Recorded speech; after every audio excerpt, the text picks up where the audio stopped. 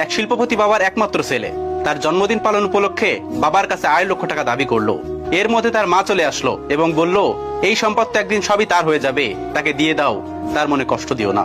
বাবা তখন বললেন, আমি তোমার ছেলেকে যদি একটা উড়ান্ত প্লেনের পাইলটের সিটে বসিয়ে আমি সেখান থেকে নেমে পড়ি দায়িত্ব দিয়ে, তাহলে কেমন হবে তুমি বলো? মধ্যবিত্ত থেকে শিল্পপতি হয়ে ওঠা স্বামীকে বোঝেন বলেই মহিলা আর কোনো কথা বললেন না। বাবা তখন বললেন, ঠিক আছে, আমি তোমার ছেলেকে 2.5 লক্ষ টাকায় দেবো, সে যদি আমাকে উপার্জন করে 250 টাকা এনে দিতে পারে। সারা রাত নাক ডেকে ঘুমাচ্ছে ছেলে, মাত্র 250 টাকা। বাবা আগামীকালই দেখতে পারবে ছেলে তার সম্পদের দায়িত্ব নেওয়ার মতো যোগ্য হয়ে গেছে। পরের দিন সকাল 8টায় বাবা তার ছেলেকে ঘুম থেকে জাগিয়ে উঠে দিলেন। রাজ্যের বিরক্তি ছেলের চোখে। মাত্র 250 টাকার জন্য এত সকালে ঘুম থেকে উঠতে হবে? রেডি হয়ে নাস্তা সেরে একেবারে ফুলবাবু সেজে 250 টাকা উপার্জনের জন্য বের হয়ে গেলেন। পকেটে একটা টাকাও নেই, সাথে দেখার জন্য বাবা একটা লোকও দিয়েছেন। ঘর থেকে বের হওয়ার পর তার মনে হচ্ছে সে যেন একটা সমুদ্রের মধ্যে হাবুডুবু খাচ্ছে। বিনা পুঁজিতে টাকা কোথায় পাই, কোথা থেকে ধার নিবে সেটাও পারতেছে না, কারোর সাহায্য নিতে পারছে না, ভিক্ষাও করতে পারবে না। পরিশ্রম করে উপার্জন করতে হবে। ভাবতে ভাবতেই দুপুর হয়ে গেল। সামনে একটা রিক্সার গ্যারেজ, ঢুকে পড়লো সেখানে, কিন্তু অপরিচিত মানুষকে তারা রিক্সা দেবে না। হঠাৎ মাথায় একটা বুদ্ধি আসলো, রিক্সা পাইনি তো কি হয়েছে, রিক্সা ঠেলতে তো পারবে। তখন উঁচু ব্রিজগুলোতে রিক্সাওয়ালার সাথে একজনকে রিক্সাগুলোতে ঠেলে উপরে উঠিয়ে দিতে হতো। বিনিময়ে যাত্রীরা 1 টাকা করে দিত। নন্দলাল নাদুস নদুর জীবনে কোনো কাজ করেনি, এক গ্লাস পানিও নিজে কখনো ঢেলে খায়নি, আর আজ তপ্ত রোদে রিক্সা ঠেলছে, তাও আবার পুরান ঢাকায়।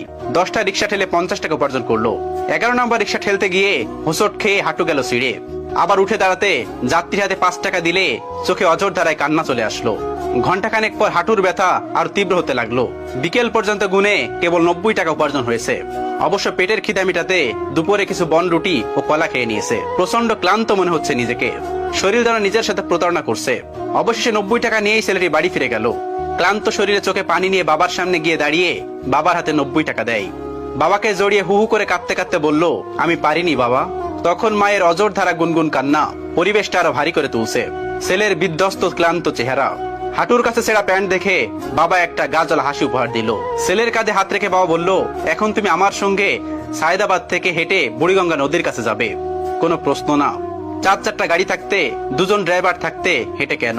ছেলের জিজ্ঞাসা চোখে বাবা বললেন, বাবা, আজকের এই পজিশনে তো আমি একটু একটু করে এভাবে এগিয়ে এসেছি, গাড়ি বা বিমানের গতিতে আসেনি। তুমি তো মাত্র একটা দিন কষ্ট করেছো, একটু ধৈর্য ধরো। ক্লান্ত ছেলের হাত ধরে হাঁটতে হাঁটতে রাত 11:30টার দিকে ব্রিজে পৌঁছালো পিতা এবং পুত্র। শান্ত নদী রেলিং ধরে দাঁড়িয়ে বাবা বললেন, তুমি আমার হাতে 90 টাকা দিয়েছো তাই না? ছেলে বললেন, জি বাবা, আমার জীবনের প্রথম উপার্জন।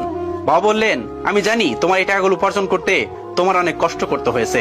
এখন আমি তোমাকে যা বলি শোনো। আমি জানি আমার ছেলে ছোটবেলা থেকে অঙ্কে খুবই ভালো, ভালো গুনতেও পারে আশা করি। আমি তোমার উপার্জনের 90 টাকা